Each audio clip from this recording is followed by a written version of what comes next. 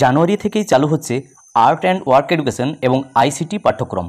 তো অনলাইন আনন্দবাজার পত্রিকায় এরকম একটি প্রতিবেদন প্রকাশিত হয়েছে, সেখানে আমরা ডিটেলস দেখে নিই কী বলা হচ্ছে এই সম্পর্কে।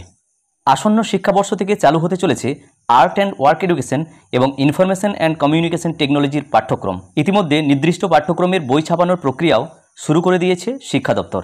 স্বাস্থ্য ও শারীর শিক্ষার পাঠ্যক্রম ও বই থাকলেও আর্ট অ্যান্ড এডুকেশন নিয়ে নির্দিষ্ট কোনো পাঠ্যক্রম বা বই ছিল না, যার ফলে শিক্ষক থেকে পড়ুয়ারা বেজায় সমস্যায় পড়তেন। সেই সমস্যা মেটাতে এবার থেকে উদ্যোগী হলো রাজ্য সরকার।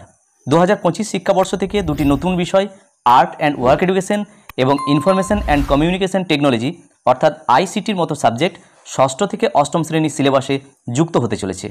শিক্ষা দপ্তরের এক আধিকারিক বলেন, এই বিষয়ে সমস্ত প্রক্রিয়া ইতিমধ্যে সিলেবাস কমিটির তরফ থেকে সম্পন্ন করা হয়েছে। বই ছাপানোর জন্য অনুমোদনও দেওয়া হয়ে গেছে। 1 মাসের মধ্যেই সমস্ত বই চলেও আসবে, তারপর শুধুমাত্র সময়ের অপেক্ষা। সূত্রের খবর, আর্ট অ্যান্ড ওয়ার্ক এডুকেশন এবং ইনফরমেশন অ্যান্ড কমিউনিকেশন টেকনোলজি অর্থাৎ আইসিটি প্রাথমিক এবং উচ্চ প্রাথমিক স্তরে পড়ানো হলেও নির্দিষ্ট কোনো বই বা পাঠ্যক্রম না থাকায় স্কুলগুলির সঙ্গে শিক্ষা দপ্তরের সামঞ্জস্যের অভাব হচ্ছিল। তার ফলেই এই সিদ্ধান্ত। 90-এর দশক পর্যন্ত মাধ্যমিকে কর্মশিক্ষা ও শারীরশিক্ষার মতো দুটি বিষয় বাধ্যতামূলকভাবে পড়ানো হতো।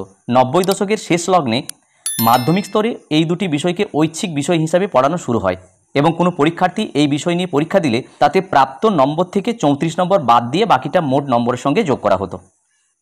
2011 সালের পরে পাঠ্যক্রমের আধুনিকীকরণ করা হয়। তারপরেই কর্মশিক্ষা এবং শারীরশিক্ষা এই দুটি বিষয় মাধ্যমিক স্তরে পড়ানো বন্ধ করে দেয় স্কুল শিক্ষা দপ্তর।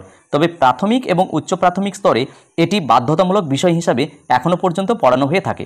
পাঠ্যক্রমের আধুনিকীকরণের সঙ্গে বিষয়ভিত্তিক নামকরণের পরিবর্তন আনা হয়। শারীর শিক্ষার সঙ্গে যুক্ত করা হয় স্বাস্থ্য এবং তার নতুন নাম হয় স্বাস্থ্য ও শারীর শিক্ষা।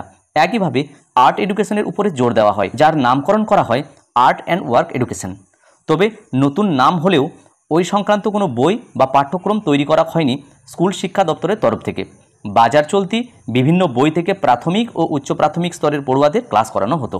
তো এরকম একটি প্রতিবেদন আনন্দবাজার পত্রিকায় প্রকাশিত হয়েছে।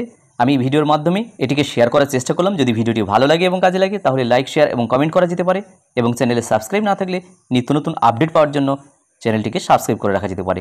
সবাই ভালো থাকুন, সুস্থ থাকুন, ধন্যবাদ।